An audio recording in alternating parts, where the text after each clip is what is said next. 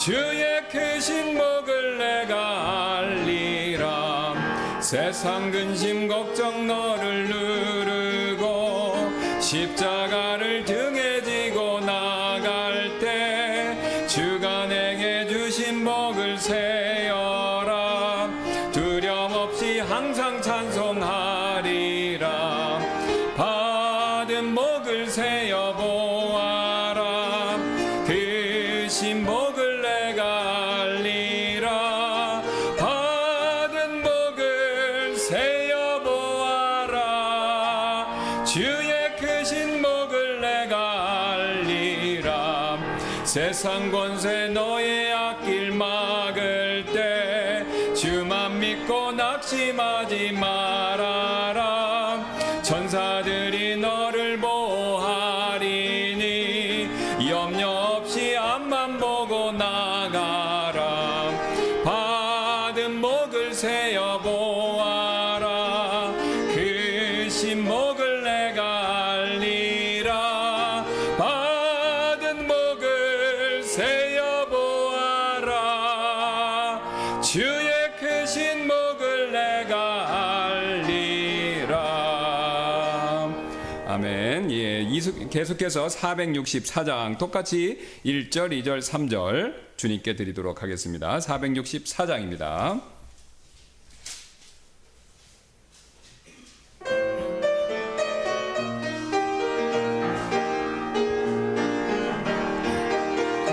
오 신실하신 주 내 아버지여 늘 함께 계시니 두려움 없네. 그 사랑 면찮고 날 지키시며 어제나 오늘이 한결같네. 오 신실하신 주, 오 신실하신 주, 날마다 긍휼을 베푸시며 일용할 모든 것 내려주시니 오 신실하신 주, 나의 구주. 봄철과 또 여름 가을과 겨울 해와 달 별들도 다 주의 것. 만물이 하나로 드러낸 증거. 신실한 주 사랑 나타내네. 오 신실하신 주, 오 신실하신 주, 날마다 긍휼을 베푸시며 일용할 모든 것 내려주시니 오 신실하신 주, 나의 구주. 내 죄를 사하여 안위하시고 주 친히 오셔서 인도하네. 오늘의 힘내고 내일의 소망. 주만이 만복을 내리시네. 오 신실하신 주, 오 신실하신 주, 날마다 긍휼을 베푸시며 일용할 모든 것 내려주시니 오 신실하신 주, 나의 구주.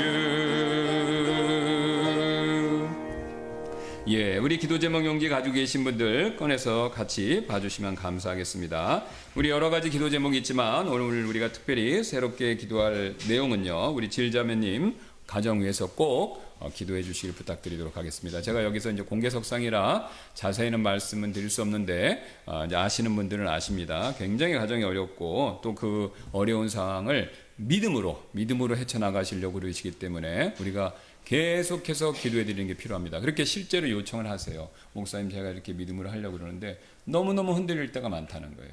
다 포기하고 싶고, 그런데 그래서 기도해 달라고 꼭 부탁을 하십니다. 꼭 기도해 주시고, 그 다음에 이제 이건 자세히 여기서 말씀드리기 어렵지만 이 모든 문제의 해결책은 남편이 구원받으시면 돼요. 남편이 구원받으면 뉘우치고 모든 게 다 정상으로 돌아옵니다. 그래서 제가 이제 그렇게 말씀드렸어요.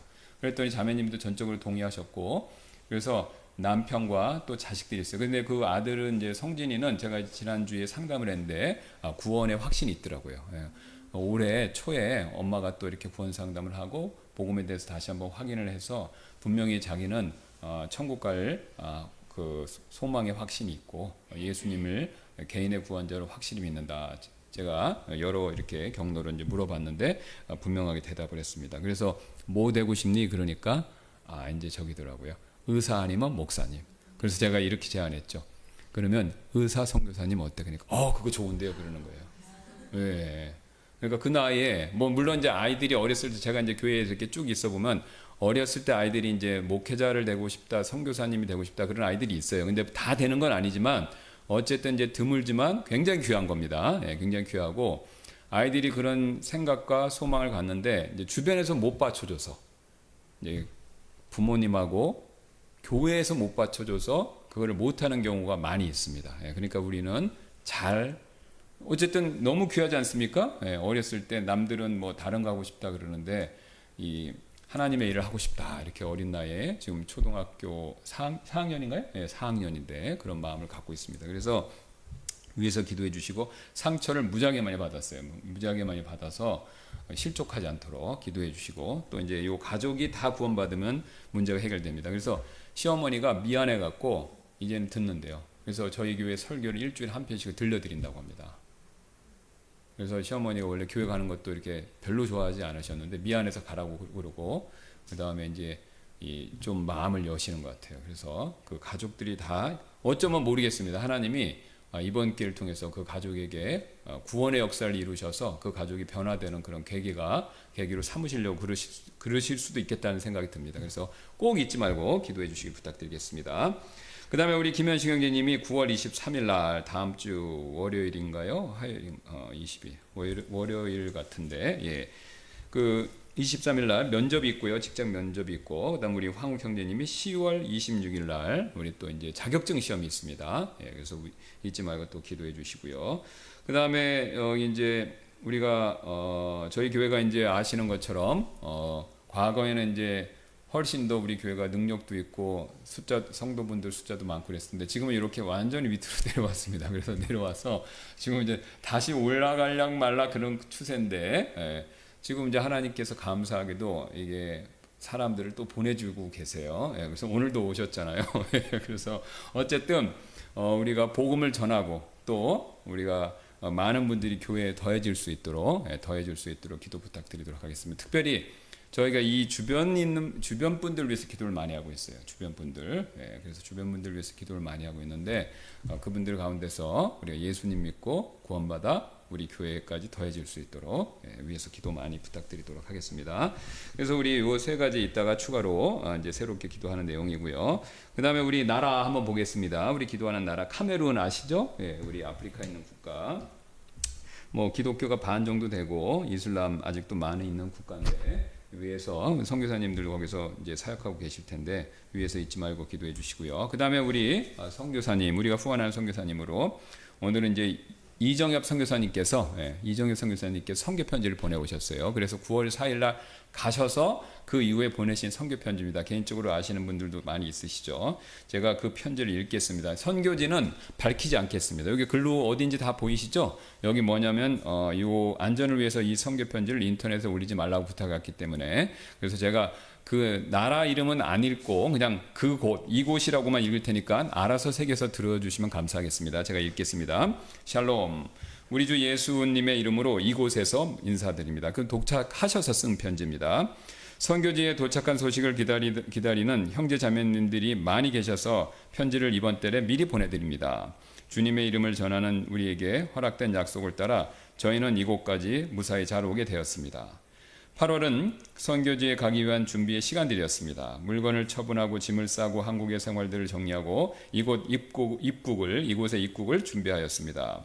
이 가운데서도 주님께서 지혜와 힘을 주셔서 교회와 성경사역을 잘 마무리할 수 있었습니다. 9월 1일에는 파송 예배 및 안수식이 저의 파송교회인 서울제일침례교회에서 있었습니다. 주변의 몇몇 교회들에서 와서 축하해 주셨고 주님의 은혜가 넘치는 그런 예배 모임과 파송식이었습니다. 그 가운데 가장 큰 하나님의 은혜는 제 아버지가 오전과 오후 예배 사이에 점심시간 말씀하시는 것 같아요. 음영진 목사님과 상담을 통해서 예수님을 자신의 구원자로 고백하고 영접하였다는 사실입니다. 선교지로 가는 저희 가정에게 하나님께서 아버지의 구원이라는 최고의 선물을 주셨습니다. 주님을 찬양합니다. 그때 가서 제가 그 말씀을 들었고 소개도 받았는데 어쨌든 하나님이 역사해 주셔서 우리 선교사님 마음에 짐을 덜고 가게 해주신 거죠. 9월 4일에는 그동안 준비했던 이곳 행 비행기를 타고 무사히 이곳에 도착했습니다. 관광비자로 입국하는데 짐가방이 11개였고 여행이라 하기엔 많은 옷들로 인하여 세관에 잡히게 되었습니다. 이 많은 옷들은 무엇 때문인가요? 하고 세관 직원이 묻기에 학교의 기부를 위한 옷들입니다 라고 말했습니다. 실제로 크라운 신학교 이곳 분교, 그러니까 크라운 신학교의 분교가 그곳에 있대요. 그곳 분교 학생들과 나눌 물건들이 일부 있었습니다. 그리고 약 2시간의 기다림과 기도 끝에 $200 관세를 내고 짐들을 찾아 나올 수 있었습니다. 그리고는 기다리고 있던 아다샤 형제님의 도움으로 이곳에 준비된 저희가 마련한 집에 안전하게 도착했습니다. 9월 7일에는 이곳에 어떤 침례교회에서 예배를 드렸고 9월 9일에는 크라운 신학교의 이곳 분교에서 함께 채플에 참석하여 말씀을 전했습니다. 앞으로 언어와 생활 등을 배우는 몇 년의 준비 기간 동안 제가 소망하는 바는 크라운 신학교 이곳 분교와 연합하여 학생들을 가르치고 훈련하여 신학교에서 성경 번역자들이 길러지고 이후 함께 성경 번역을 하는 팀을 만들길 소원합니다. 이 사역을 위해 하나님께서 성경 번역자들을 지원할 팀을 이미 주셨고 앞으로 커리큘럼과 소프트웨어 등을 만들어 실제 성경 번역을 위한 작업들을 진행할 예정입니다. 저희의 새로운 홈페이지에 자세히 설명하였습니다. 미복음 지역들에 복음이 들어가고 성경이 번역되도록 함께 기도 부탁드리도록 하겠습니다. 참고로 저 뒤에 이 볼펜이 있습니다. 이거 우리 선물로 저희 주신 건데 여기에 이 홈페이지 주소가 있습니다. 그래서 이걸 원하시는 만큼 가져가셔서 궁금하신 그 사역의 내용 알고 싶으시면 여기 들어가셔서 보시고 기도해 주시면 감사하겠습니다. 원하시는 만큼 가져가시면 되겠습니다.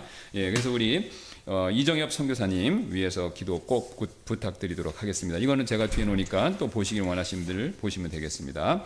그 다음에 또 우리 교회 봉사, 우리 교회 봉사 김은정 자매님 위해서 잊지 말고 기도해 주시고요. 우리 또 같이 기도하는 한국독립침례교회 마라나타 침례교회 되겠습니다. 인천에 있고 임동선 목사님 심호하시죠. 그 다음에 우리 교회 가족과 그 자녀들 위해서 기도할 대상은 우리 황욱 형제님 가족 되겠습니다. 마이라 자매님과 우리 에스터 있죠? 우리 에스터가 굉장히 똘망똘망하죠. 그래서 이것저것 하는 것도 많고 잘하는데 어쨌든 신앙 안에서 잘 자랄 수 있도록 기도 부탁드리겠습니다. 그 다음에 우리 새성경 사역, 아까도 그 나눠드린 거 있지 않습니까? 이게 이제 저희 교회와 관련된 사역이기 때문에 저희가 이제 그거를 이렇게 보급하는 차원에서 나눠드리니까 필요하신 분들은 언제든지 말씀하시면 원하시는 만큼 드릴 수 있습니다. 10권뿐만 아니라 100권도 드릴 수 있어요. 지금 컨테이너 하나가 또 새로 와갖고, 그게 몇만 권이 있습니다, 지금. 그래서 원하시는 대로 가져가실 수 있어요. 참고로 말씀드릴게요. 저희가 이 성경을 번역해서 지금 이게 이제 판매용으로 쓰는 거지 않습니까? 근데 이제 지금 미국에서 그걸 찍어갖고 미국인 독립침례 그 교회 그 단체에서 이제 헌금을 낸 성도분들이 낸 걸 이제 그 교회에 인쇄소가 있습니다. 거기서 이걸 우리나라 것만 아니라 각국의 성경이나 이런 전도지 같은 걸 찍어주세요. 그러니까 비용을 그쪽에서 다 되는 거예요. 그 다음에 그거를 컨테이너에 실어서 이렇게 보내요. 그러면은 컨테이너 하나당 저 오는 비용이 1억이 넘는데요. 1억이 훨씬 넘는다고 합니다. 운송 비용까지, 컨테이너 비용까지, 그 다음 안에 그 비용까지. 그러니까 엄청난 그 사역을 하시는 거예요. 예.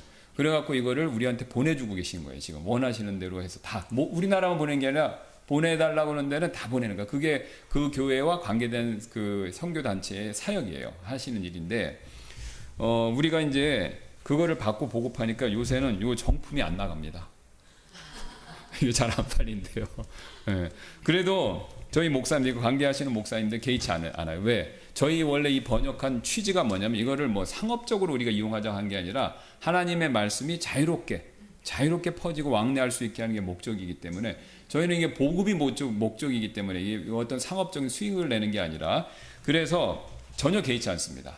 예, 그래서 지금은 요새 이게 잘 안 나가지만 지금 그 나오는 것 때문에 그것만 신청하신다는 거예요. 주로 거의. 예, 그래서 어쨌든 이걸 막 지금 엄청나게 지금 나눠드리고 있습니다. 예, 그래서 뭐 군부대나 교도소 이런데 단체로 들어갈 수 있는데도 좀 알아보고 있고요. 그러니까 기도 부탁드리도록 하겠습니다. 개인적으로도 그래서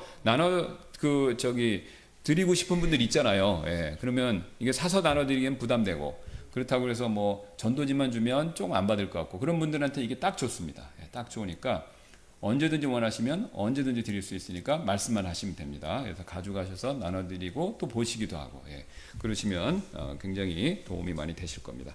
예, 그래서 우리 성경 사역을 위해서 기도해 주시고요. 그 다음에 이제 우리 양국과 정치 지도자들, 그 다음에 이스라엘의 평화 위해서 잊지 말고 기도 부탁드리도록 하겠습니다. 그래서 우리 기도 제목, 우리 질자매님, 김현식 형제님, 황욱 형제님 요 세 가지 제목 우리 가지고 문형제님께서 먼저 기도로 인도해 주시고 제가 나머지 기도로 또 인도하고 마무리하도록 하겠습니다. 다 같이 기도하시겠습니다. 살아계신 우리 아버지 오늘 주 앞에 나와 기도드립니다. 저희 형제 자매들 가정에 많은 어려움들이 있습니다. 저희 자매님 가정에 많은 어려움들이 있습니다. 이 세대가 사악하오니 소돔과 고모라를 능가하고 있습니다. 저희 자매님 가정에 어려움을 주께서 아시오니 주께서 소돔에서 롯을 구하여 주셨듯이 저희 자매님 가정에 어려움도 주께서 구해 주실 걸로 믿사오며 저희 특히 그 자매님 시댁 식구들이 아직 주를 영접하지 못하고 있습니다. 이것을 기하로 모든 시댁 식구들이 주를 믿고 영원한 생명을 얻을 수 있도록 구원받는 기회가 되도록 하여 주시옵소서. 아멘.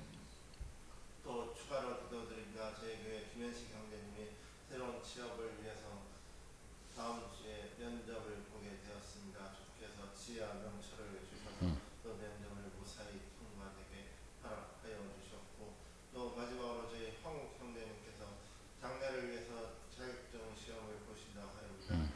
10월 26일 날 시험이 있습니다. 이 시험 또한 주께서 지혜와 명철을 주셔서 잘 합격할 수 있는 길을 열어주실 걸로 믿습니다. 이 모든 말씀 우리 주 나사렛 예수 그리스도 이름으로 기도드립니다. 아멘. 감사합니다. 주님께서 또 저희들 수요일날 이렇게 불러 모아 주셔서 또 오늘 특별히 더 많은 분들을 불러 모아 주셔서 우리가 하나님 앞에 찬송하며 또 우리의 필요한 모든 것들을 아뢰 수 있는 기도의 특권을 허락해 주셔서 감사를 드립니다. 예수님께서 말씀하셨습니다. 구하지 아니하여서 받지 못하는 것이 많다라고. 우리가 혹시 그런 누를 범하는 것은 아닌지 우리가 필요한 모든 것들을 정욕이 아닌 한 하나님의 영광을 위해서 다른 사람들을 위해서 우리가 더 많이 기도하는 저희가 되도록 하나님께서 저에게 기도의 영을 더 풍성하게 부어 주옵소서. 이 시간 우리가 우리 정욕이 아니라 다른 사람들을 위해서 기도하기를 원합니다. 우리 앞에서 기도했던 질자매님 또 우리 형제님들의 시험과 또 준비들이 있습니다. 함께 해주시고 그 외에 또 우리 가정에 여러 가지 어려움이 있는 분들이 참으로 많이 계십니다. 재정적인 문제, 자녀 문제, 부부 사이의 문제, 또 주변의 그 시댁 식구들과의 갈등, 여러 가지 문제들이 있습니다. 주님, 그런 문제 가운데서 우리가 낙심해서 뒤로 후퇴하고 또 원망과 불평하는 이스라엘 백성들처럼 되지 말고 욥의 아내처럼 되지 말고 욥처럼 믿음으로 인내함으로 하나님께 영광 돌리고 궁극적으로 하나님께서 이끄시는 놀라운 일들이 우리를 통해서 일어날 수 있도록 주님께서 저희들을 더 인도하여 주옵소서. 그러기 위해서는 어려움이 있습니다. 고통도 있습니다. 우리가 그것을 참아야 됩니다. 주여 도와주셔서 우리가 예수 그리스도께서 우리를 위해서 십자가의 고통을 겪으셨던 그 놀라운 사실을 기억하며 우리도 우리 자신의 십자가라고 믿고 그 모든 어려움을 견디고 이겨낼 수 있도록 주님 도와주옵소서. 우리 질자매님이 또 그렇게 생각하고 하고 있습니다. 그 외에 우리 또 윤선미 자매님도 그렇게 생각해서 그 일을 하고 있습니다. 그 외에 우리 다른 분들도 그렇게 생각해서 지금 믿음으로 앞으로 나아가고 있습니다. 주님 그분들을 격려해 주시고 힘을 주시고 함께 해 주셔서 하나님께서 그 어려움을 반드시 믿음으로 극복할 수 있게 도와주옵소서.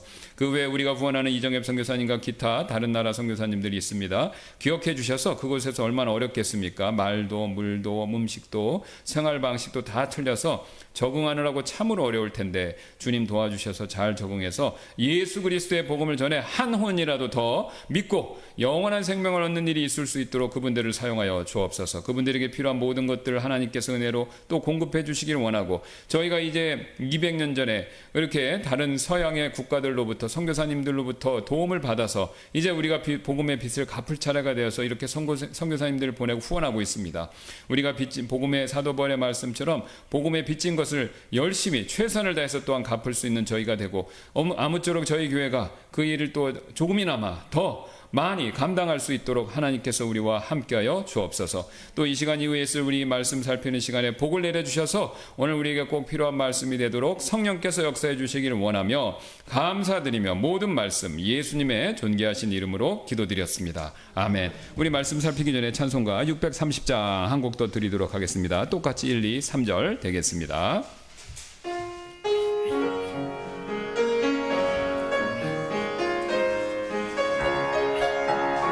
내 평생에 가는 길 순탄하여 늘 잔잔한 강 같든지 큰 풍파로 무섭고 어렵든지 나의 영혼은 늘 편하다. 내 영혼 평안해. 내 영혼 평안해. 저 마귀는 우리를 삼키려고 입 벌리고 달려와도 주 예수는 우리의 대장되니 끝내 싸워서 이기겠네. 내 영혼 평안해. 내 영혼 평안해. 내 지은 죄 주하고 중하여도 주 예수께 자백하면 그 십자가 피로써 씻으시니 나의 영혼은 주 찬양해. 내 영혼 평안해. 내 영혼 평안해. 예, 우리 창세기 오늘 살펴볼 말씀 27장 1절부터 28장 5절인데요. 우리 이 본문을 살피면서 차례대로 읽도록 하겠습니다. 먼저 우리 1절부터 좀 길지만 10절까지 말씀 받들어 읽도록 하겠습니다. 성경 가지고 계신 분들 성경 보시거나 유인물 가지고 계신 분들 그 유인물에 1절부터 10절까지 제가 적어놨습니다. 우리 다 찾으셨을 줄로 믿고 1절부터 10절 말씀 보도록 하겠습니다. 창세기 27장 1절부터 10절입니다. 또 이 일이 일어났으니 곧 이삭이 나이 들어 눈이 어두워 잘 보지 못할 때에 맏아들 에서를 불러 그에게 이르되 내 아들아 하니 그가 그에게 이르되 보소서 내가 여기 있나이다 하더라. 이삭이 이르되 이제 보라 내가 늙어 나의 죽을 날을 알지 못하노라. 그러므로 이제 원하건대 너의 무기 내 무기 곧 화살통과 활을 가지고 들에 가서 나를 위하여 사냥한 고기 얼마를 가져다가 내가 좋아하는 맛있는 음식을 만들어 그것을 내게로 가져다가 먹게 하여 내가 죽기 전에 내 혼이 너를 축복하게 하라 하더라. 이삭이 자기 아들 에서에게 말할 때 리브가가 들었더라. 에서가 사냥하여 고기를 가지려고 들로 나갔더라. 리브가가 자기 아들 야곱에게 말하여 이르되 보라 내 아버지가 내 형 에서에게 말씀하시는 것을 내가 들었으니 이르시기를 나를 위하여 사냥한 고기를 가져다가 맛있는 음식을 만들어 내가 먹게 하고 내가 죽기 전에 주 앞에서 너를 축복하게 하라 하셨느니라. 그러므로 이제 내 아들아 내가 내게 명령하는 대로 내 음성에 순종하라. 이제 염소 떼에 가서 거기에서 염소들 중에 좋은 새끼 2마리를 내게로 가져오면 내가 그것들로 내 아버지를 위하여 좋아하시는 맛있는 음식을 만들리라. 너는 그것을 내 아버지께 가지고 가서 그분께서 드시고 돌아가시기 전에 너를 축복하게 하라 하더라. 예, 우리 잘 아시는 말씀의 내용이죠. 여기 흥미로운 사실은 이제 이삭이 이 지금 장면이 펼쳐지는 때에 성경 연대기로 계산해 보면 대략 나이가 137세 정도 됩니다. 137세. 뭐 이제 성경에 나오는 인물들은 요즘 사람들과 다르게 장수하지 않았습니까? 예, 137세. 그런데 이제 그 이삭이 이 나이가 들었었을 때 이제 자기가 이제 곧 죽게 되었다 이렇게 얘기하면서 지금 축복의 그 유언을 지금 장자권에 대한 축복을 해주려고 그러는 거죠. 그런데 실제로는 이제 이때 죽지는 않았습니다. 지금 이 시점에서 43년을 더 살고 180세에 죽죠. 그러니까 아직 이삭이 죽을 때는 아니었는데 어쨌든 이제 자기가 죽을지도 모르니까 장자권의 축복을 넘겨주겠다 이렇게 얘기를 한 것이죠. 근데 모세를 보시면요, 성경은 모세가 120세가 돼도 눈이 이렇게 나빠지지 않았다, 눈이 괜찮았다라고 그러는데 이삭만큼은 137세인데도 눈이 더 이상 안 보였다는 거죠. 아마 추정컨대 뭐 백내장 아니겠습니까? 예, 백내장이나 뭐 녹내장까지는 아니겠고요. 백내장 정도 되겠죠. 예. 뭐 옛날에도 우리 어르신들이 나이 드시면 눈이 안 보이고 그랬는데 그때는 몰랐죠. 백내장이지 뭔지. 예. 그러니까 어쨌든 잘 안 보이시고 나중에는 안 보이시는 일이 있었는데 어떤 이유인지 모르지만 어쨌든 눈을 잘 볼 수가 없었다라는 거죠. 자, 그런데 또 굉장히 흥미로운 것은요. 이게 나이가 들어서 137세에 눈이 이제 안 보입니다. 그런데 식욕은 왕성했다는 거예요.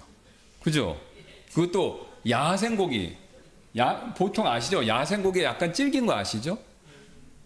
이게 원래 고기가 들에서 자라면 닭도 양계장, 양계장이라고 그러나? 예, 그 고기를 생산하기 위해서 들인 보다 이렇게 그냥 마당에 풀어놓은 고기가 훨씬 더 쫀득쫀득하다 그러죠. 예. 그러니까 야생 고기가 훨씬 더 탄력이 좋습니다. 그러니까 그런 야생의 쫀득쫀득하고 탄력이 좋은 고기를 좋아했다. 그러면 굉장히 식사는 잘했다 이거죠. 예, 굉장히 잘했다는 겁니다. 그러니까 나이는 드셨는데 식사는 왕성하겠다. 오늘 제가 저희 이제 추석이 그래서 저희 이제 큰어머니가 계셔서 여전히 살게 80대 중반이신데 이제 방문을 했습니다. 잠깐 낮에. 그랬는데 먹을 거 이렇게 과일 같은 걸 내오세요.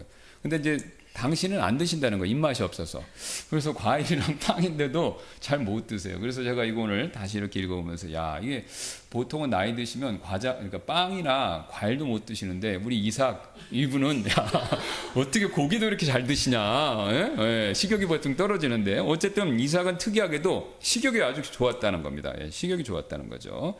자, 그런데 이 식욕 때문에 문제가 됐었죠. 왜 그랬습니까? 이 식욕 때문에 에서를 편애했죠.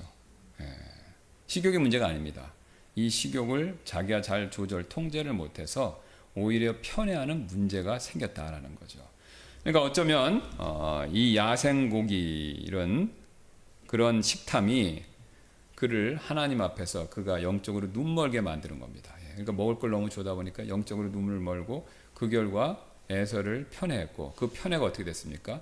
나중에 이 자기 집안에 그다음에 대대 후손으로 굉장히 큰 문제를 일으켰죠. 이 가정의 문제가 왜 심각했냐면요. 지금 이 이삭과 야곱의 가족은요, 하나님께 택함 받은 가족입니다. 그렇죠? 이 가족이 잘 돼야 돼요. 왜? 이 가정과 가족에서 큰 민족이 나와야 되거든요.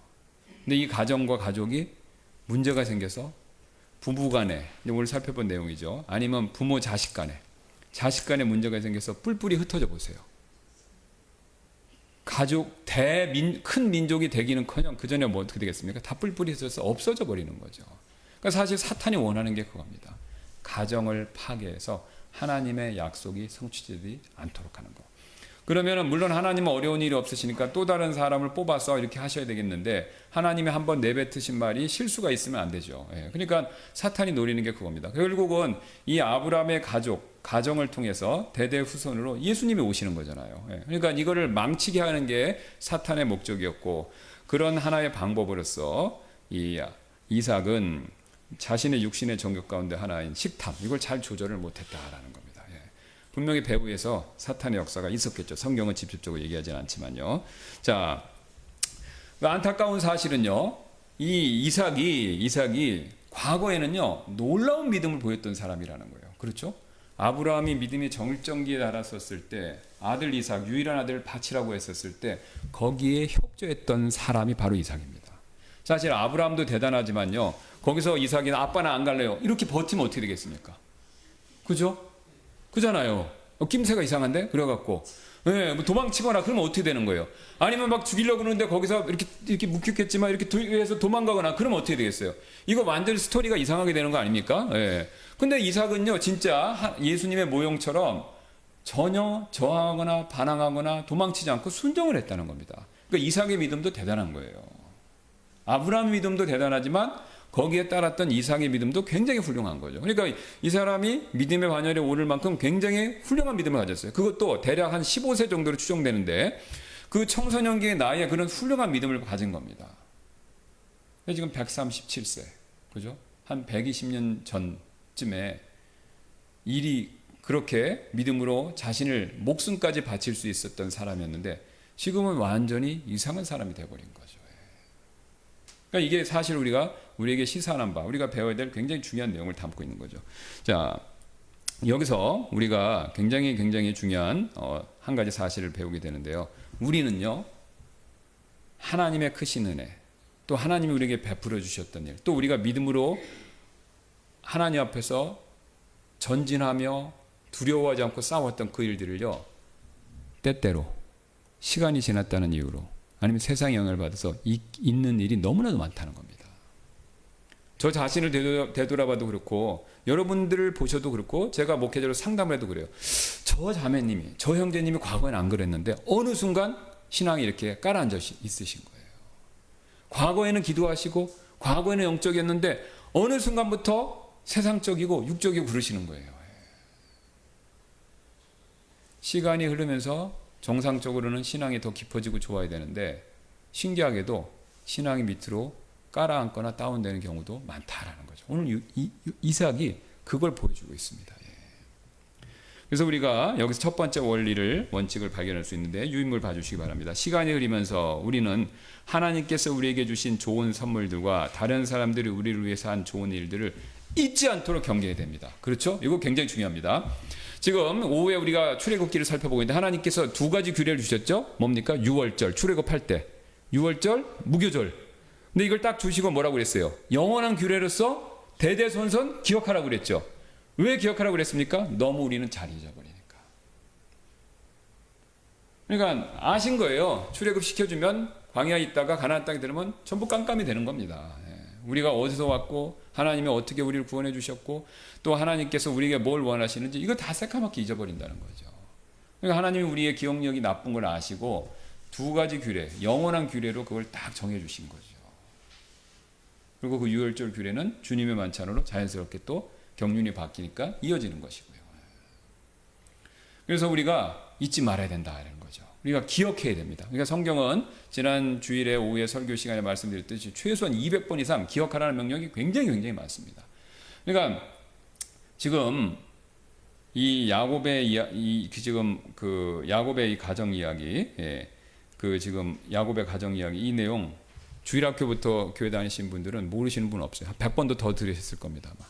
그런데도 우리는 자꾸 들을 필요가 있죠. 왜 그랬습니까? 잊어버리니까.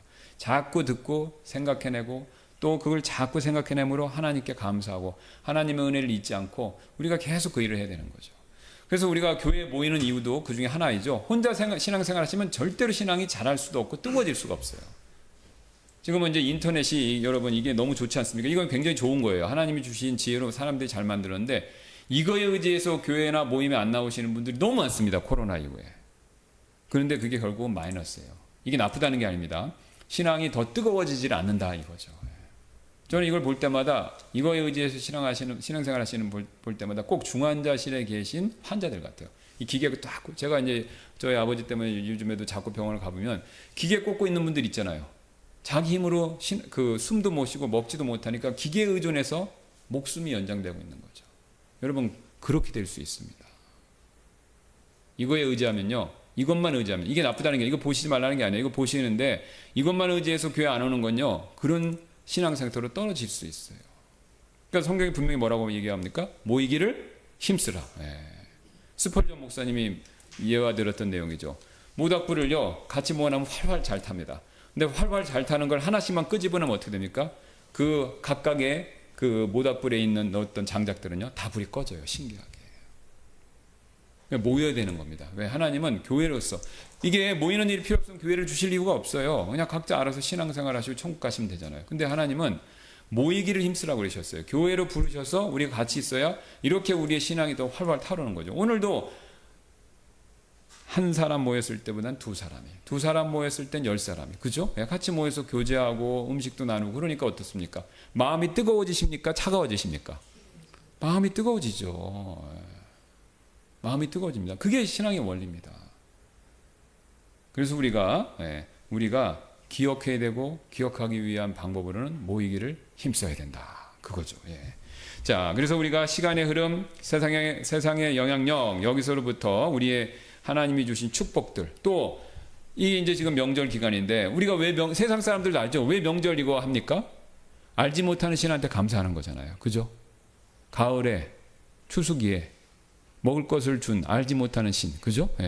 우리는 하나님을 믿는 백성이 원래 아니었으니까 그게 무슨 신이든지 어쨌든 각각의 사람들이 알지 못하는 신한테 감사하는 마음 표하기 위해서 이게 한가위 추석을 만든 거 아닙니까? 물론 이제 이게 거꾸로 추적해 보면 다 이게 노아의 홍수 이후에 이게 이제 와전된 거죠. 원래 이제 노아의 홍수 때까지 있었다가 이렇게 갈라지면서 이게 이제 하나님 대신 사탄이 싹 역사해서 다른 신으로 바뀐 거지 않습니까? 그래서 이제 우리가 원래 하나님께 감사해야 되는데 다른 신한테 감사하면서 이게 이제 전통이 돼버린 건데 어쨌든 세상 사람들이 하나님을 잘 기억하지 못한다 하더라도 감사를 펴야 된다는 중요성을 아는 거죠. 그래서 우리가 하나님의 은혜에 감사해야 되고 내 주변에 나한테 은혜를 베풀어 준 사람들한테 감사해야 된다라는 거죠. 우리가 그것을 잊고 지나치면요 결국은 나한테 신앙이 마이너스입니다. 마이너스라는 거죠. 성경에서 바울이 굉장히 큰 어려움을 많이 겪었던 사람으로 나오는데요. 바울이 이제 오늘 이와 비슷한 어려움을 겪었습니다. 뭐냐면 바울이 고린도 교회를 개척했지 않습니까? 복음을 전해서 그가 교회를 개척했어요. 그래서 고린도 교인들을 섬기면서 하나님 말씀 가르치고 그랬는데 바울이 떠난 뒤에 고린도 교인들이 어떻게 됐습니까? 바울을 배신했죠. 고린도 교인들은 육적인 그 교회 생활을 한 사람들의 상징이지 않습니까? 그러니까 고린도가 참 지금의 모습하고 비슷해요. 거기가 상업지역이고 경제적이고 성적으로 타락했고 그러니까 거기에서 구원받은 사람들이라 이게 굉장히 머리가 빨리 돌아가요. 이게 여러분 세상에서 돈 만지고 이 재리에 밝은 분들은요 이게 우리가 다른 사람과의 신실한 관계 유지하는 거 잘 못하시는 분들 많습니다. 그렇죠? 이익일 때는 이쪽에 확 하다가 또 이익이 없으면 사람 싹 버리고 또 저쪽 가서 싹 하고 이런 식의 그런 걸 일명 처세술이라고 그러죠. 세상에서는 그게 박수 받고 잡례되는 거지만 우리가 신앙인의 입장에서 하나님 보셨을 땐 그건 신실하지 않은 겁니다. 한 번 신실하면요 끝까지 신실한 게 하나님이 원하시는 거죠. 근데 고린도 교인들이 다 그랬던 거예요. 왜? 구원받았지만 그런 습성, 세상 영향에 안 씻겨졌으니까. 그러니까 바울한테 구원받았지만 바울을 잊은 거예요. 바울이 얼마나 애를 썼습니까? 이게 이제 바울이 이제 천막을 만드는 것에 대해서 오해들이 굉장히 많았어요. 바울이 특별한 경우에만 천막을 만들면서 자비랑 사역을 했거든요. 바울이 모든 곳에서 자비랑 사역을 한 건 아닙니다. 왜냐하면 분명히 바울이 자기가 목회자로서 성도들한테 자기가 재정적으로 지원을 받는 것에 대한 권리를 얘기하거든요. 그러니까 바울이 대부분의 교회에서는 재정적 지원을 받았어요. 그런데 이 고린도 교회에서만 그걸 안 받았어요. 왜냐? 이 사람들이 믿음이 너무 어리고 돈에 너무 밝히는 거예요. 돈에 너무 빠른 거예요. 그러니까 뭐 사례비를 왜 줘야 돼? 이런 식으로 나온다는 거죠, 이 사람들이.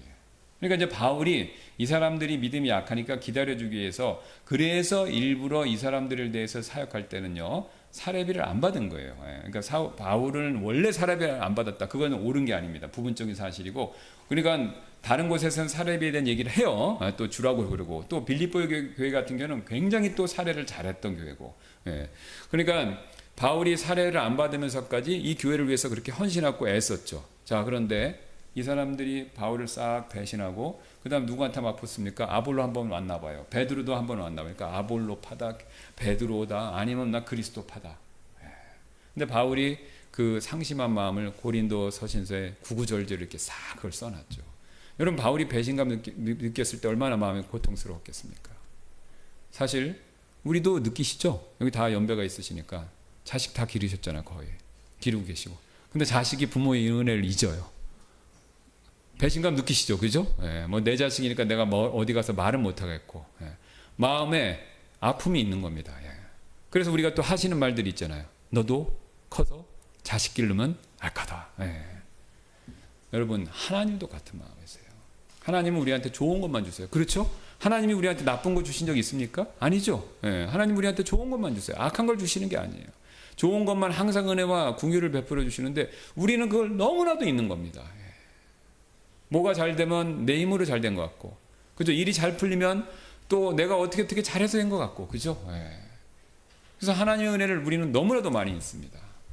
그러나 우리는 그런 은혜를 잊는 사람이 되면 안 된다는 거죠. 오늘 이삭이 바로 그런 은혜를 잊었기 때문에 결국은 자신의 육신, 특히 식탐을 통제를 못하는 그런 수준으로까지 떨어졌다라는 겁니다.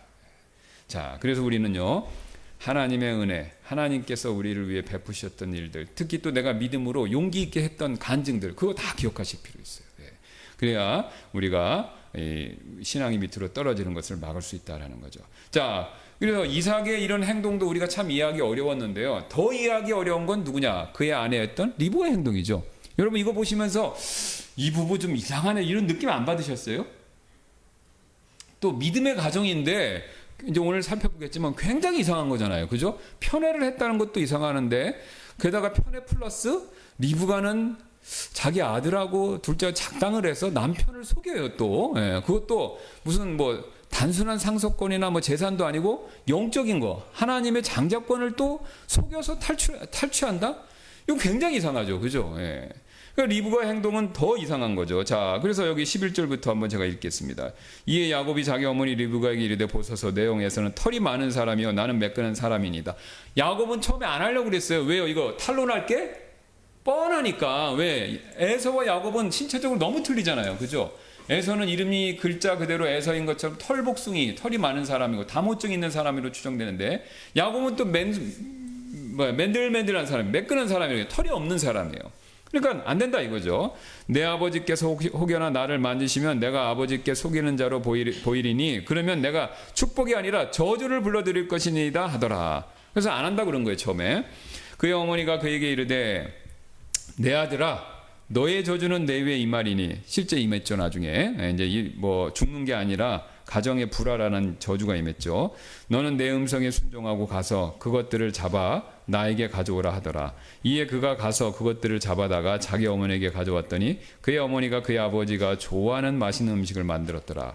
리브가가 집안에 있는 맏아들에서의 좋은 의복을 취하여 자기의 작은 아들 야곱에게 입히고 또 그녀가 염소들 중에서 새끼들의 가죽을 그의 손과 목에 메끄는 곳에 붙여주고 또 그녀가 자기가 예비한 맛있는 음식과 빵을 자기 아들 야곱의 손에 들려 주었더라.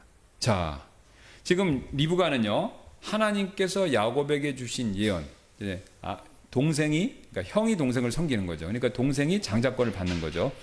이것을 이루기 위해서 자기가 나서야 되겠다라고 결심한 거죠. 그러니까 엿들었어요. 그러니까 아버지가 자기 남편 이삭이, 이게 에서한테 주려고 그러는데 내가 알기로는 이걸 유고가 받아야 되는 겁니까? 야곱이 받아야 되는데 에서한테 주려는 거예요. 그러니까 리브가가 덜컹한 거죠. 이걸 막아야 되겠다. 분명히 하나님은 야곱이 받게 됐는데 우리 남편이 그렇게 하니까 이걸 막아야 되겠다라고 자기가 지금 나서기로 결심한 거죠. 자, 근데 여러분 여기서 리브가가 놓친 게 있습니다. 이 형이 동생을 섬기리라, 이거는요 하나님이 그렇게 하시겠다라는 추측성 발언이 아니에요. 그러니까 하나님은 하나님의, 우리가 예언을 오해하시면 안 돼요. 우리가 자꾸 인간적인 관점으로 예언을 생각해. 하나님이 뭘 예언하면요 그건 그대로 되는 겁니다. 제가 뭘 앞날을 얘기하면요 그건 가능성만 얘기하는 거예요. 그렇죠? 그렇죠? 예. 지금 말세니까 뭐 앞으로 뭐 어려운 일이 있을 겁니다. 그건 제 얘기잖아요. 그럼 그건 제 얘기는 가능성만 있는 거지 100% 되는 게 아닙니다. 근데 하나님이 미래에 대해서 뭔가를 말씀하시면 그건 100% 되는 거예요. 그러니까 형이 동생을 섬기리라, 그거는 미래 그 일이 100% 1000% 무조건 된다는 거예요. 그러면 그 일을 이루시는 주체가 누굽니까? 하나님이죠. 하나님인 거예요. 그러니까 리브가가 오늘 보여준 것처럼 반칙을 써면서까지 그걸 이루려고 애쓸 필요가 굳이 없다는 겁니다. 왜요? 누가 얘기하는 거예요? 하나님이. 그럼 하나님이 얘기한 건 다 되는 거예요. 그럼 그 얘기는 하나님이 앞으로 그럴지도 모르니까 그렇게 할 거야, 그런 뜻에서 말씀한 게 아니라 다 정해 놓으시고 형이 동생을 섬기는 거를 가르쳐 주신 것 뿐인 거예요. 근데 리브가가 이걸 놓친 거죠. 이걸 놓친 겁니다. 그래서 하나님은 분명히 인간을 사용하세요. 사람을 사용하시지만 이 사람을 사용하실 때 그 사람이요 속임수나 어떤 조작, 하나님 원치 않은 방법을 통해서 그 일을 이루는 걸 절대로 원하시지 않습니다. 하나님은 사람의 도움도 필요 없고 사람이 부정한 방법을 통해서 자신의 뜻을 이루시는 거, 그거 굉장히 싫어하십니다. 왜 그렇죠? 하나님께 영광이 안 되잖아요. 여러분 맞죠? 여러분 십자군 전쟁 생각해 보세요. 천주교도들이 성지를 탈환한다고 그래서, 그죠? 복음을 전해서 탈환해야지 칼을 들고 탈환하면 되겠습니까? 사람을 죽이니까 이슬람이 뭐라고 그래요? 하나님을 믿습니까? 아니면 하나님을 증오합니까? 하나님 증오하죠.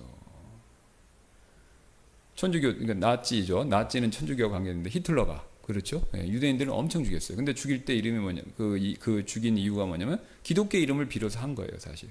그러니까요, 지금도 그렇습니다. 유대인들은요, 기독교 그러면요, 겁을 먹고 거부감을 갖고 있는데요. 왜? 나치가 자기들을 죽일 때 기독교 이름으로 죽였기 때문에. 그러니까 유대인들은 기독교인지 개신교인지 침례교인지 성경적으로 이제 그 구별 못하죠. 구별 못하는데 어쨌든 기독교 이름을 가지고 자기들을 무지하게 죽였기 때문에 기독교 그러면 굉장히 겁을 먹는데요. 특히 유대교 정통 신앙을 갖고 있는 사람들은, 세속화된 사람들은 덜 그러는데. 그럼 뭐냐? 하나님께 영광을 돌리는 방법을 못 쓴 거죠. 못 쓴 거죠. 그러니까 하나님은 자신의 일을 이루실 때 하나님의 방법을 원하시지 인간의 방법을 원하시지 않고 죄된 방법은 더더욱 원하시지 않는다는 거죠. 이걸 놓친 거죠. 이걸 놓친 겁니다. 예. 그래서 우리가 여기서 두 번째 원칙을 발견하는데, 우리는 매일 우리가 인생에서 내리는 결정들에 대해서 하나님께 기도로 의지해야 한다라는 사실을 상기해야 된다. 여러분 여기 지금 리브가의 가장 큰 실수의 핵심은요 어떤 거였냐면 기도의 부재입니다.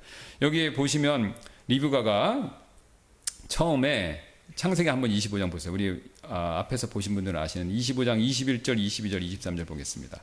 이삭이 자기 아내를 위해 주께 간구하더니 이는 그녀가 수태하지 못하였기 때문이더라. 이에 주께서 그의 간구를 들으셨고 그의 아내 리브가가 수태하였더라. 아이들이 그녀의 태 속에서 서로 다투더라. 그녀가 이르되 그러하다면 내가 왜 이럴까 하고 가서 주께 여쭈었더라. 여기 보세요. 지금 젊었을 때 이삭과 리브가는요 하나님께 기도했어요. 이삭이 훌륭했던 건 뭐냐면요, 자기의 아버지 아브라함은요 가나안 땅에 내려오자마자 하나님께 여쭈지 않고 이집트로 가서 사고 쳤죠. 그 다음에 내 씨를 통해서 자손이 나올 거다 그러니까 하나님께 여쭈지 않고 자기 부인 얘기 듣고 하가를 얻었다가 집안에 난리 났죠. 그래갖고 지금 그 이스마엘 후손들이 지금 이슬람 족속들 된 거 아닙니까? 그래서 지금도 엄청 괴롭히잖아요. 지금요. 지금 이스라엘하고 또 전쟁하고 있잖아요.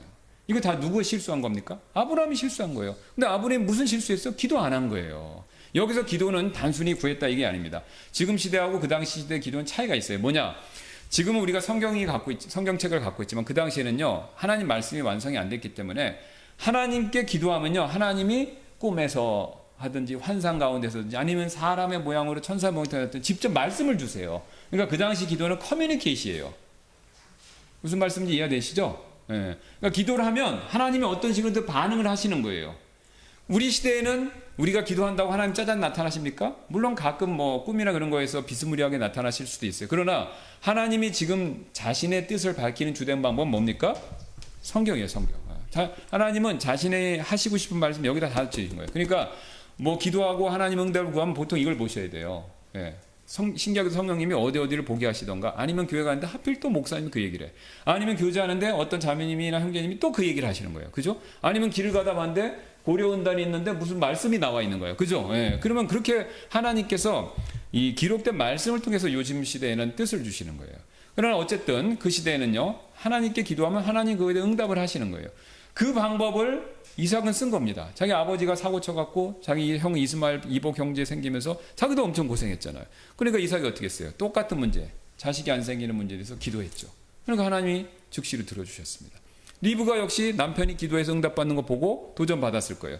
그러니까 애가 막 뱃속에서 막 네슬링을 하는 거 아닙니까? 그러니까 왜 그런가 하고 죽게 여쭈었잖아요. 그러니까 하나님이 두 민족이 그 안에 있다 그렇게 얘기하신 거죠. 그러니까 이 부부가 초반에는요 기도를 했어요. 기도는 뭐냐면 하나님께 여쭙고 하나님께 뜻을 받았단 말이에요. 그런데 지금은 어떻습니까? 둘 다 안 하는 거예요. 이삭 기도 언제 했는지 전혀 감이 안 잡히고 리브가는 좀 낫다 싶었는데 기도하는 대신 뭘 한 겁니까? 자기 시아버지가 썼던 방법하고 비슷하게 인간적인 방법을 쓰는 겁니다. 기도 안 하고. 기도했다면요 이런 가정에 파탄 나는 일이 벌어지지 않고 야곱이 자연스럽게 장자권을 승계했겠죠. 예. 기도 안 한 것이 문제였다는 겁니다. 단순히 뭐 기도 이걸 안 했다는 게 하나님과 커뮤니케이션을 제대로 안 한 거예요. 예. 자, 그래서 결국은 기도를 안 했기 때문에 이들이 부부가 영적인 상태로 몰락해 버린 거죠. 자, 여러분 우리도 마찬가지죠. 우리도요. 우리가 기도하셔야 됩니다. 기도가 단순히 그것만 한 게 아니라 기도하시고 하나님의 음성을 말씀을 통해서 받으셔야 돼요. 말씀으로. 신비주의에서 말하는 그런 방법 말고요. 왜? 그런 방법이 무조건 저는 잘못됐다라고 생각하잖아요. 맞을 수도 있어요. 근데 그 맞느냐 아니냐는 객관적인 증거가 없잖아요. 그나마 그 객관적인 증거를 어디서 얻어야 됩니까? 성경 말씀. 그렇죠. 그러니까 결국 성경 말씀을 기준으로 삼으셔야 하나님의 뜻을 정확히 알 수 있다 이거죠. 자, 그 다음에 또 다른 문제가 있었습니다. 뭐냐면요.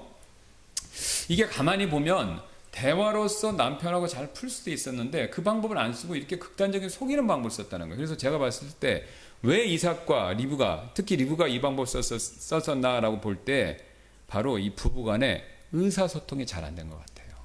신기하게도 이 아브라함, 이삭, 야곱 나오는데 부부간의 대화가 제일 적은 게 이삭과 리브가의 경우예요. 성경에 기록된 게.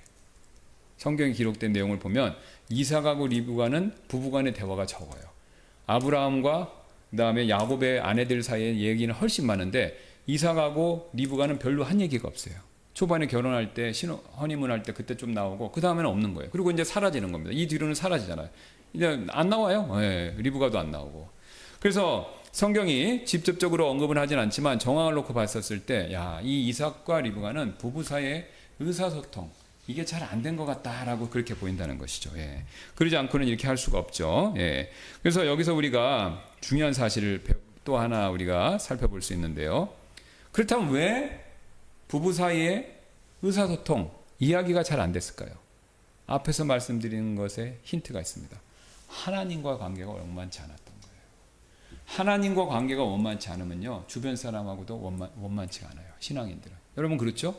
내가 하나님 기도 안 하고 육적으로 굴면요, 내 주변 사람하고 관계가 나빠집니다. 그렇죠? 내 하나님과 관계돼서 은혜가 충만하면 주변 사람들한테도 잘해지고 그러면 관계가 좋아지는 거예요.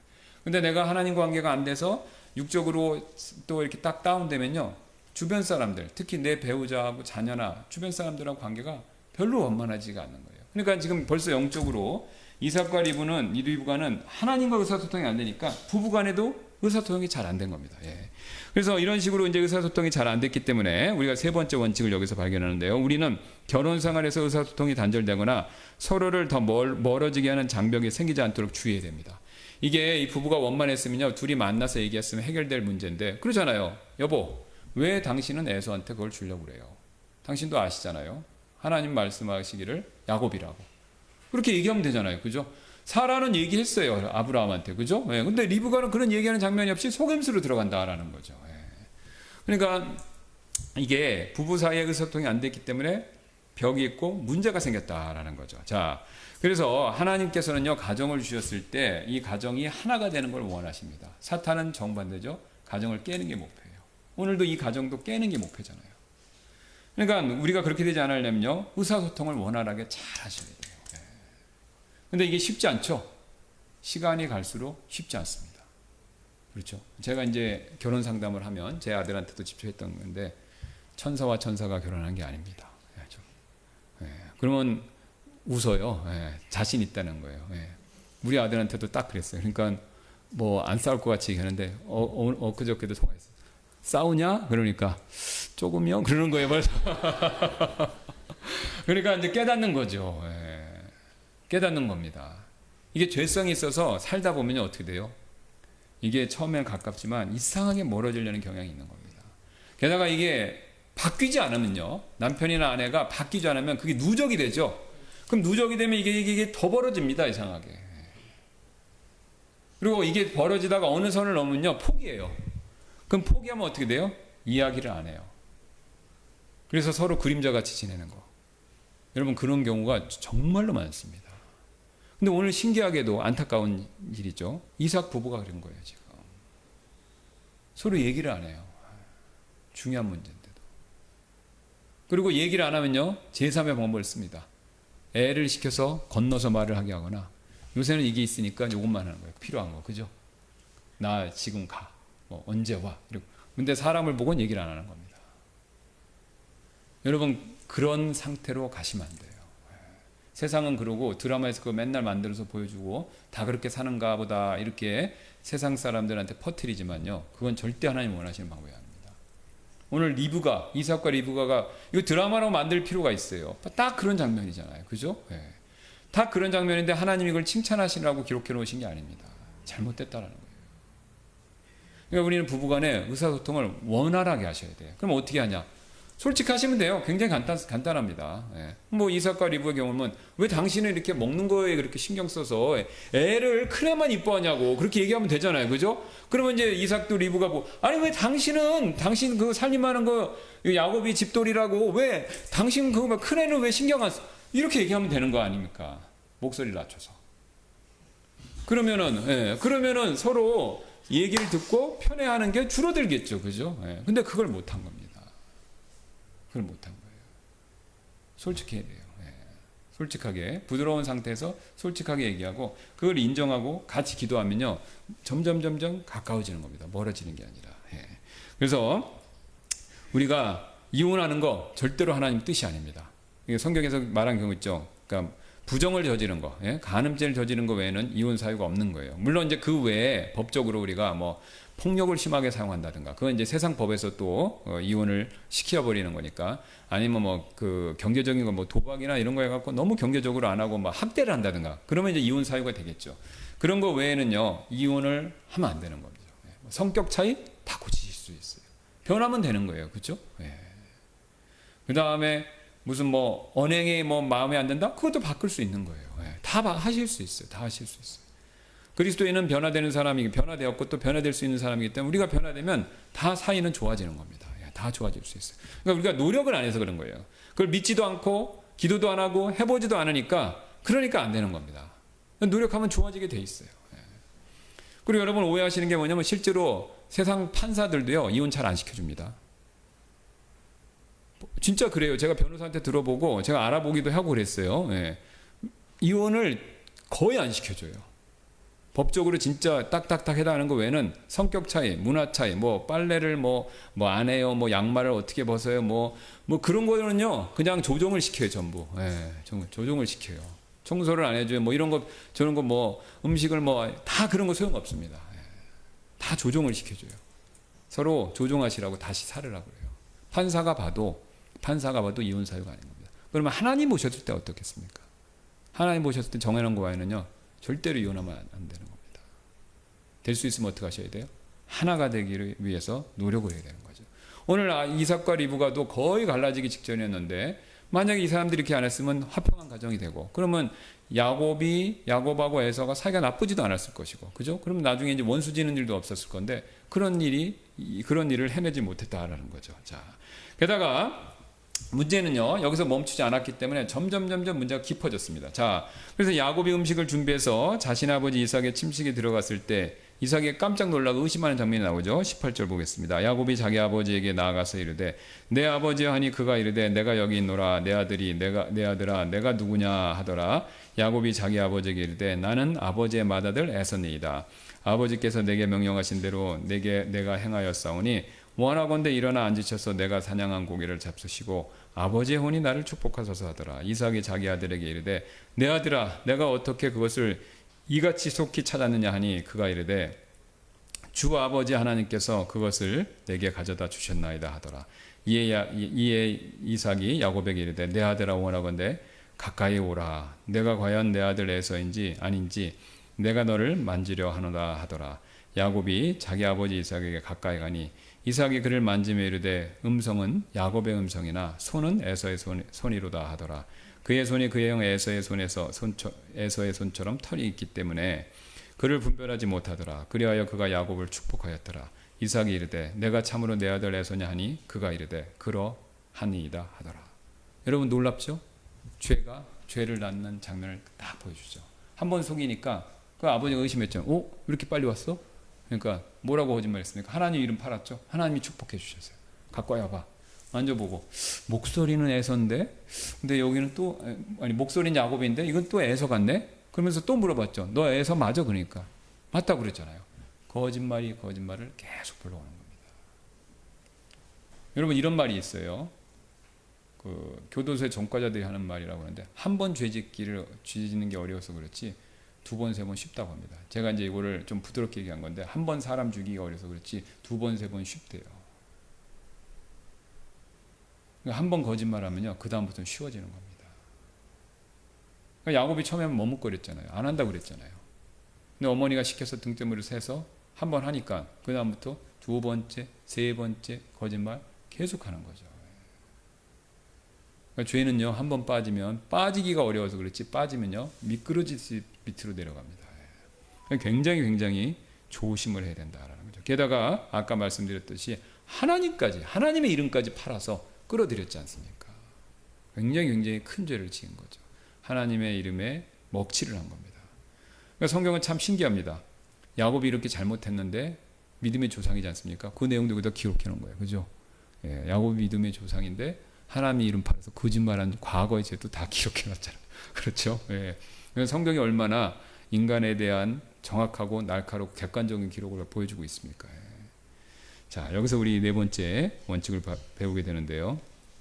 그리스도인이 하나님의 뜻을 벗어나 특히 속임수와 관련하여 죄를 짓기 시작하면 죄를 덮기 위해서 또 다른 죄를 저지르는 것이 더 쉬워진다라는 거죠. 그래서 저와 여러분요, 절대로 죄를 조심하셔야 됩니다. 특히 속이는 죄. 한 번 거짓말하면요, 두 번, 세 번 금방 할 수 있고, 나도 모르게 오늘 야곱처럼요, 하나님의 이름까지 끌어들이면서 거짓말할 수 있다는 거죠. 우리 아이들 하는 거 있잖아요. 형제들끼리.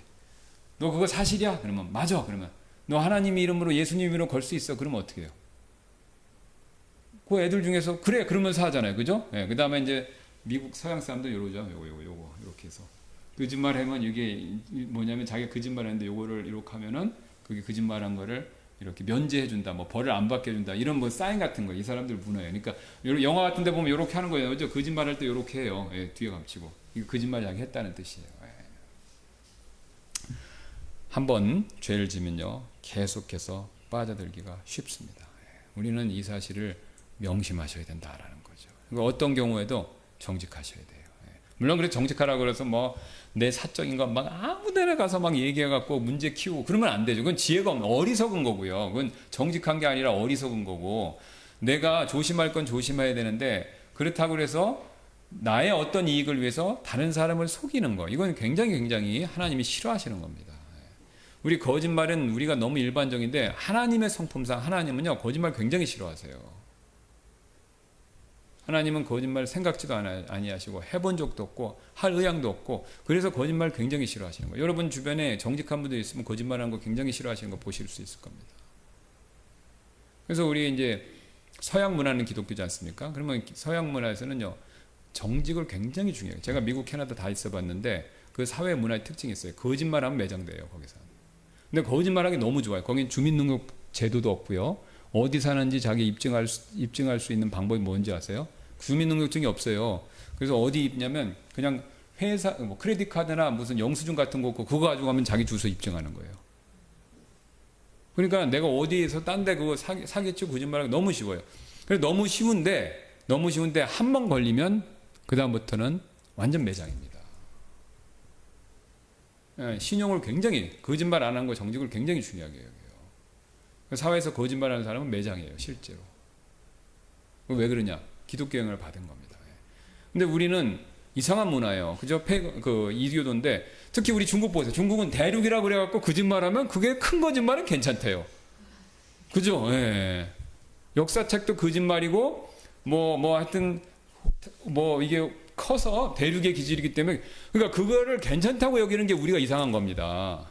그렇게 하는 사람들도 대륙이라고 거짓말하는 사람도 문제지만 그게 대륙의 기질이니까 괜찮다고 인정해 주는 게 우리가 이상한 거예요. 그 왜 그렇습니까? 기독교 영향을 덜 받아서 그런 거예요. 아직도. 그만큼 하나님은 거짓말을 싫어하시는 거고 그게 이제 문화까지 돼야 되는 거죠. 그러니까 우리나라 범죄율 굉장히 높은 것 중에 하나가 뭔지 아시죠? 사기죄. 머리가 너무 좋으니까 거짓말 너무 잘해서 이 별의별 수로 다 속여요. 막 검찰도 속는다고 그러지 않습니까? 검사도 속는데요. 그 거짓말이 보편화된 거죠. 그러니까 우리도 모르게 거짓말을 쉽게 할 수 있는데 절대로 그렇게 하시면 안 됩니다. 하나님은 싫어하세요. 하나님의 축복이 임하지는 않습니다. 우리는 정직히 최소한 내 가정에서 오늘 이브가와 그 이삭은요 정직하지는 못했잖아요. 그죠? 서로 거짓말한 거죠. 정직해야 되는데 가정에서 최소한 교회에서 세상에서는 내가 거짓말 일부러 하진 않지만 비밀은 내가 지킬 건 지켜야 되겠지만 어쨌든 최소한 교회와 가정에서만큼은요 정직하셔야 돼요. 솔직하셔야 돼요. 최소한 그렇게 해야 돼요. 그래야 부부 사이에도 비밀이 없어야 되고 또 교회에서 가까운 성도 간에도 물론 비밀이 없으니까 사적인 것까지 다 얘기하라 그런 뜻이 아니라 내 어려움이 있으면 얘기하셔서 기도 제목 삼고 하셔야 돼요. 제가 여러분 이게 이제 시간이 다 됐는데 이것만 하고 말씀드릴게요. 우리 교회에서 지금 굉장히 흥미로운 사실이 있어요. 제가 발견한 건데 자기 어려움을 얘기하고 또 저한테 얘기하고 그 다음에 또 제가 여쭤봐요. 이거 기도 제목을 해서 좀 알려서 하도 될까요? 많이 얘기하지 않더라도 자세히. 그러면 그렇게 얘기하라고 그래요. 그럼 그렇게 해서 기도를 하고 있거든요. 그러면 사태가 더 나빠지질 않아요. 그런데 문제가 있는데 그걸 감추잖아요. 그리고 기도 부탁을 안 하시고 혼자 끙끙 앓죠. 더 좋아지질 않아요. 문제가 더 나쁜 쪽으로 가는 거예요.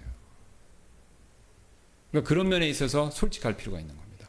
문제를 안고 막 혼자 낑낑매고 그리고 혼자 막 이렇게 무거운 짐을 지고 혼자 막 그렇게 하지 마시고 왜 교회에 지체가 있는 겁니까? 그거 흉보라고요? 아니죠. 여러분이 또 저와 여러분이 교회 생활 잘못한 것 중에 뭐냐면 너무 남의 그 흉을 많이 봐요. 수근수근 하는 거 하면 안 됩니다. 교회에서. 털어서 먼지 안 나오는 사람 어디 있습니까? 교회에 모인 사람들은요. 의롭다 인정받은 죄인들이에요. 의롭다 인정받았다는 건 하나님이 법적으로 우리를 인정해 주신 거고 죄인이라는 거는 성품상 죄인이라는 거예요. 그죠? 죄성이 있다는 거죠. 그러니까 문제 다 있어요. 여러분 교회 온 거는 왜 그럽니까? 나 의인이니까 내가 얼마나 신앙생활 잘하나 자랑하러 오셨나요? 아니잖아요. 어려움이 있으니까 뭔가 도움받고 위로받고 기도하시러 온 거잖아요. 그러니까 그 어려움이 있으면 그걸 조심스럽게 지혜롭게 말씀을 하시고 도움을 받으셔야 돼요. 물론 이제 그렇게 되려면 교회 분위기가 정죄하는 분위기가 되면 안 되겠죠. 우리는 정죄하라고 모인 게 아니라 서로 이해해주고 용서해주고 쓰다듬어주고 격려해주고 기도해주라고 모이는 겁니다. 그러니까 우리는 그런 식의 교회 분위기로 가야 되고 그렇게 교회 분위기가 가면요. 여러분들도 용기를 내셔서 오픈하고 그 다음에 아뢰고 부탁하셔야 돼요.